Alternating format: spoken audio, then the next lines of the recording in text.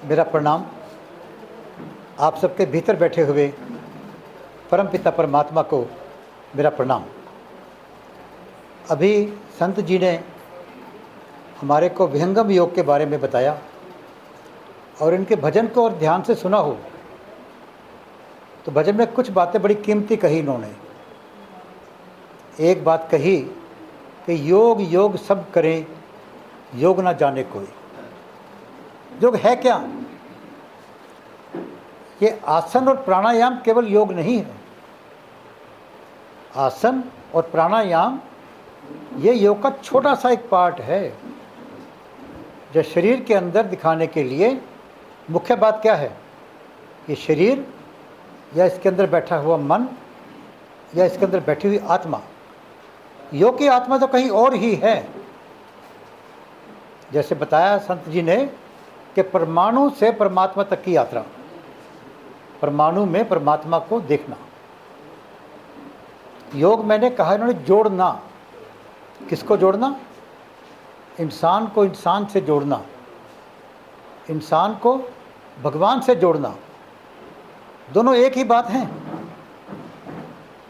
कई बार मैं कहा करता हूँ यहाँ पर कि सबसे ज़्यादा खुशी आनंद कोई आदमी को आता है तो दो चीज़ों में आता है, या तो जीभ का स्वाद, खाने पीने का स्वाद, और या फिर दो मित्रों के मिलन का स्वाद।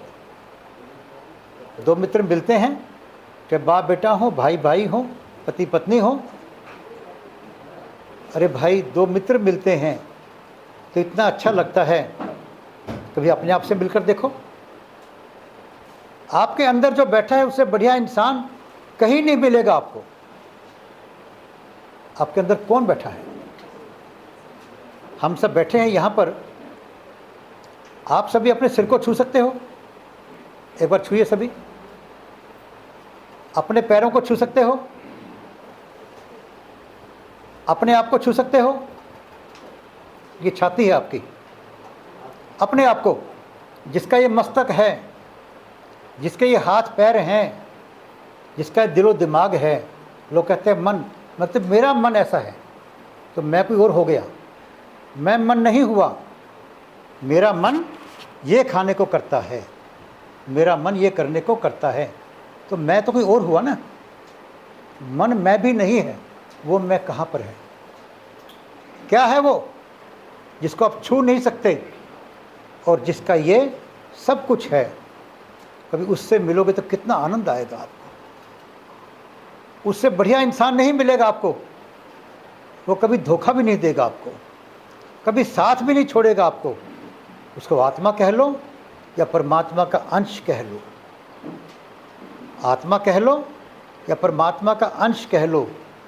परमात्मा के अंश से मिलोगे तो आनंद आएगा। और कभी परमात्मा से मिलने की बात कर लोगे तो कबीर कहते हैं कि मुझे लोग डरते हैं मरने से, और मैं कहता हूँ परमानंद तो उसके पास ही मिलेगा जाकर। जय हो माता पिता की, जय हो माता पिता की, जय हो माता पिता की, जय हो माता पिता की, जय हो माता पिता की, जय हो माता पिता की। तो सारी योग की साधना इस मन को साधने की साधना है। सारी योग की साधना।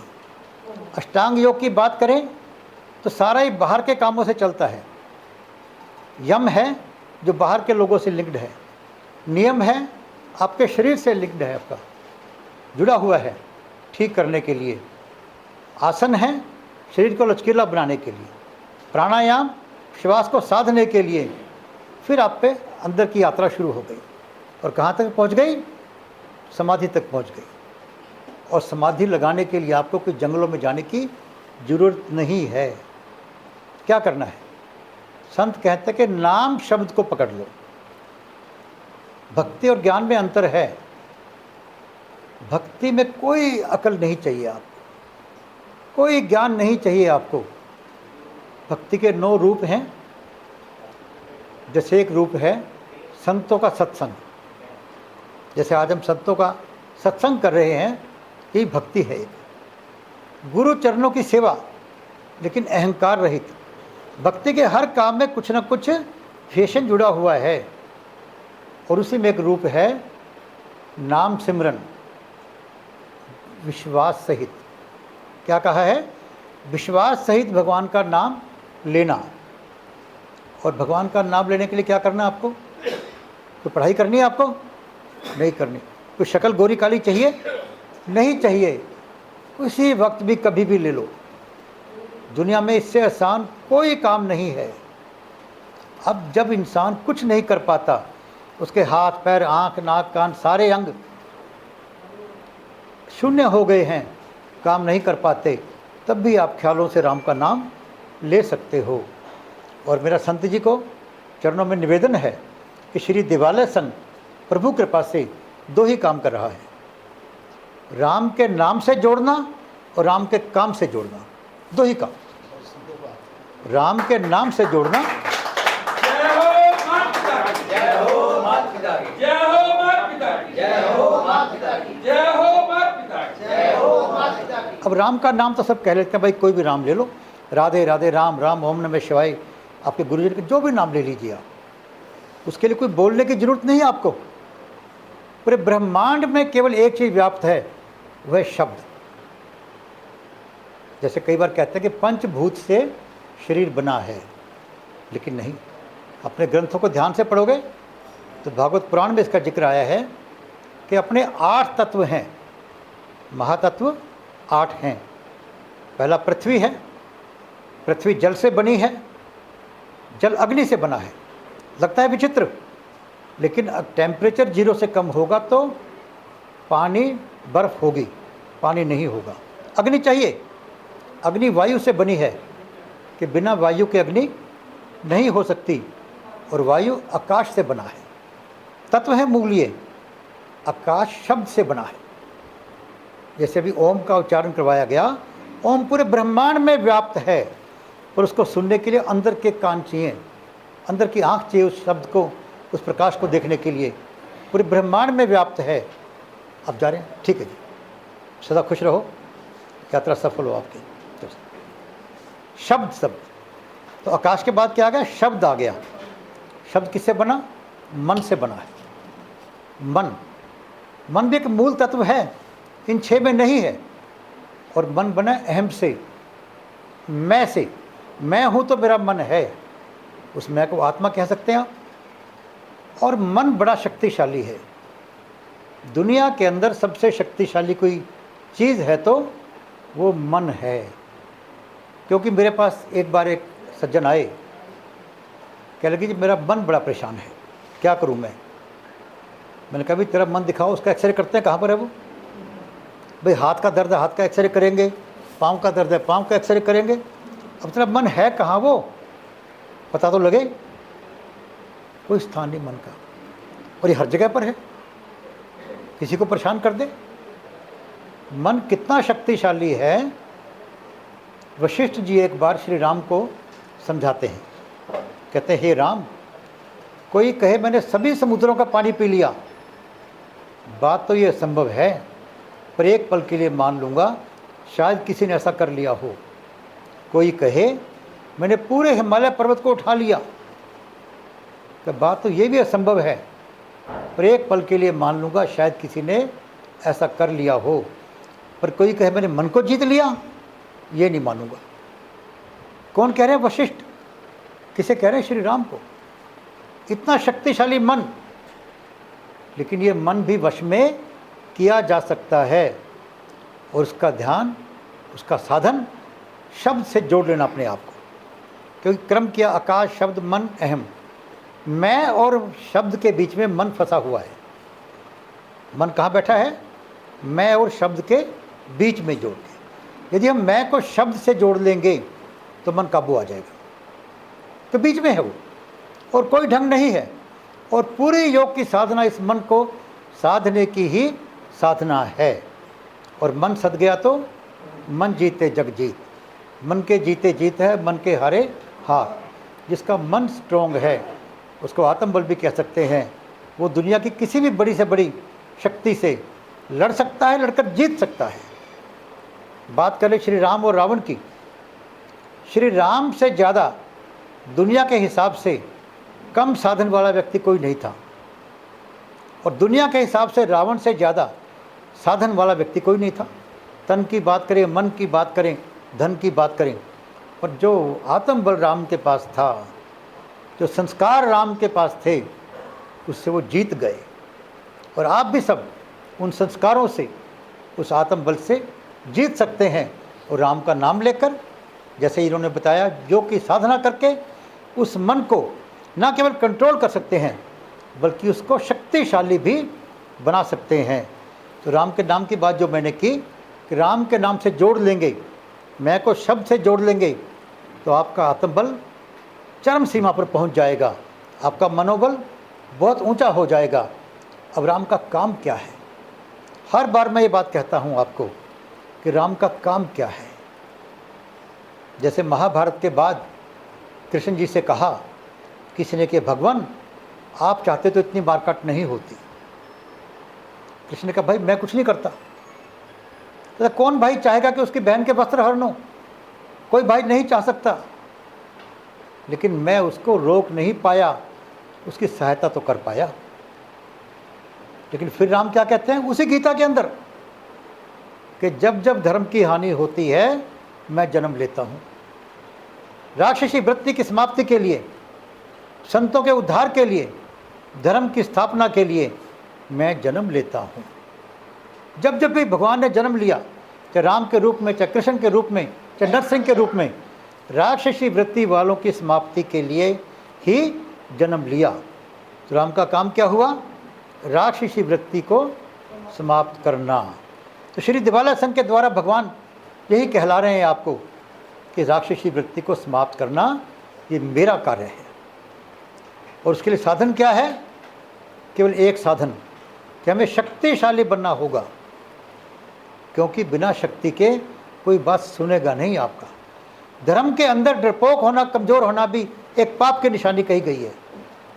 धर्म के लक्षणों में एक लक्षण है साहसी होना, शौर्यवान होना, ये धर्म के लक्षणों में लक्षण है। ये पाठ पूजा का धर्म से कोई लिंक नहीं है।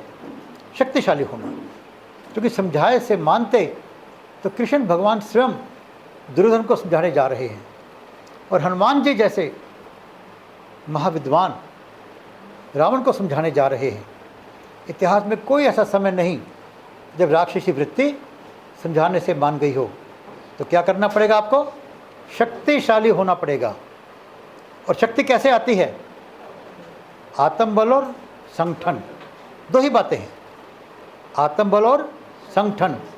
आत्मबल संस्कारों से आएगा।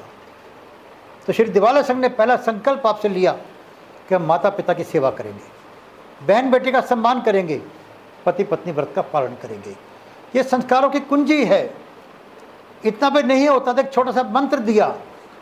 क्या मंत्र दिया आपको? जय हो माता पिता की।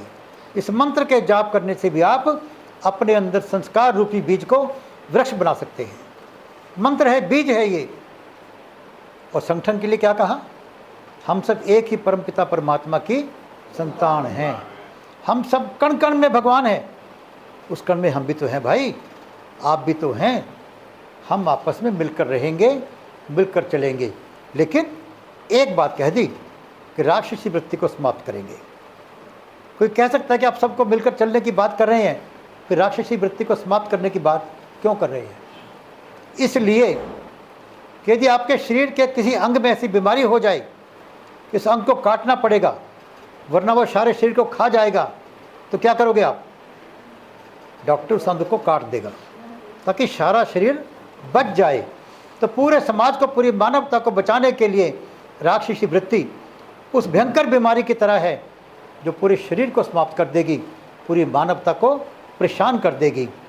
तो श्री दिवाला संत जी हम तीन बातों को कह रहे हैं, और आपका हमें आशीर्वाद चाहिए, आपका साथ चाहिए हमारे को, कि इस बात को हम घर घर तक पहुंचा सकें कि हम शक्तिशाली बनेंगे और राक्षसी वृत्ति को समाप्त करेंगे।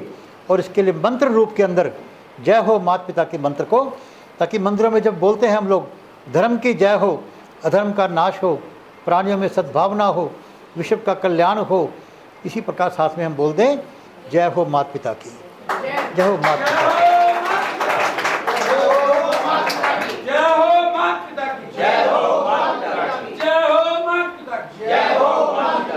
आप कभी बच्चों के बीच में कार्यक्रम में जाइए बच्चे सब जय बोलेंगे, लेकिन जब माता पिता की जय बोलनी है तो उनका जोश देखिए आप जरा। छोटे छोटे बच्चे, और वो फिर अपने पेरेंट्स को कहते हैं पापा दादी माँ के पैर छू कर जाओ, बच्चे कहते हैं। तो बचपन में जो संस्कार दे देंगे आप, वैसे तो संस्कार जो हैं गर्भाधान संस्कार से शुरू होते हैं, लेकिन उतनी गहरी बात ना करें, सिंपल बात कि बच्चों को जय हो माता पिता की संस्कार से जोड़ दें। और आज के बच्चों को संस्कारहीन कहने से पहले ये समझ लें दोष किसका है, दोष बड़ों का है, बच्चों का दोष नहीं है। उनको संस्कार दिए नहीं आप लोगों ने। हमारे जो विद्वान थे, मैं कहा करता हूँ, या तो वो बहक गए या वो बिक गए। लोग विद्वान को फॉलो करते हैं, लोग महापुरुषों को फॉलो करते हैं, समय आया किसी लालच में बिके या किसी अज्ञानता में बहक गए। और हम वो अंग्रेज़ जहाँ के 25% लोग पढ़े लिखे थे, उन भारतीयों को जो 80% पढ़े लिखे थे ज्ञान देने लगे, और हमने हवन को प्रदूषण फैलाने वाला मानकर बंद कर दिया। श्राद्धों को श्रद्धा देने वाला, जो माता पिता पर के प्रति श्रद्धा पैदा करता था, उनको हमने एक आडंबर कहकर बंद कर दिया। और हम किसकी बात मानी? जो हमारे से कम पढ़े लिखे थे। तो आज फिर समय आ गया है, अपने बच्चों को संस्कार दें, उससे पहले स्वयं अपने अंदर संस्कार पैदा करें। और मेरा स्वभाव है बहुत सिंपल शब्दों में बात करने का, कि और कुछ नहीं कर सकते तो आप भी जय हो माता पिता की बोलें, और अन्य को भी जय हो माता पिता की बोलने से जोड़ दें। तो आप राम का नाम भी लेंगे और राम का काम भी करेंगे, और फिर आपका स्थान उस लिस्ट में होगा जिसको भगवान प्रेम करते हैं। और हमारे को संतों का आशीर्वाद मिल रहा है तो हम सफल होंगे, ये पक्की बात है। आप सबको मेरा बहुत बहुत प्रणाम। परमात्मा से प्रार्थना कि हम सबको नेक कार्य करने की प्रेरणा दे और नेक कार्यों में सफलता दे। बहुत बहुत प्रणाम आप सबको। परमात्मा